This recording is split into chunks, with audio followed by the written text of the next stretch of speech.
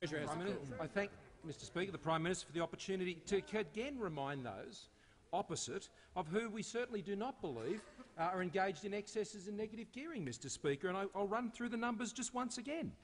3,105 Defence Force personnel who use negative gearing, Mr Speaker, a net rental loss of 9,300.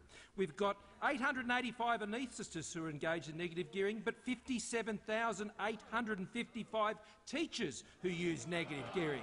Mr Speaker, there are 990 surgeons who are engaged in negative gearing, but there are 39,250 nurses and midwives, Mr Speaker, who use negative gearing.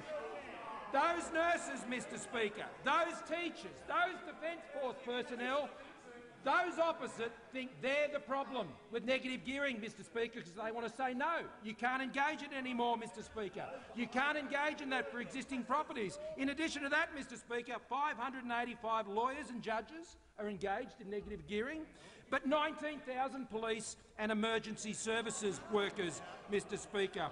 And there's some less than 7,500 finance managers, but some almost 35,000 general clerks who use negative gearing, Mr Speaker. So, Mr Speaker, what this side of the House understands is that mum and dad investors, people are out there working hard every day, trying to provide an opportunity for their future. We think they deserve a fair go when it comes to negative gearing, Mr Speaker, and they should be able to continue to do that, Mr Speaker, as they have been doing it, Mr Speaker. Those opposite disagree. Those opposite think the right policy for Australia in this economy, when there's pressure on investment, when global times are uncertain, they think the best thing they can do for the economy in this country is to put on a big tax on investment, Mr Speaker.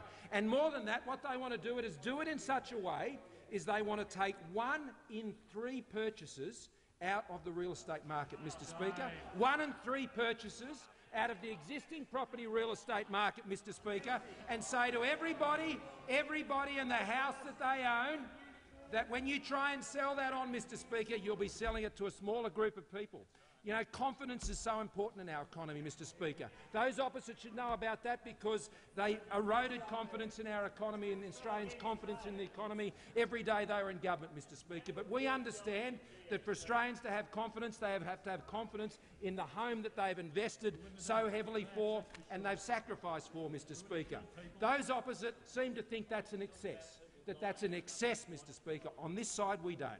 We know that it is Australians who every day are enabling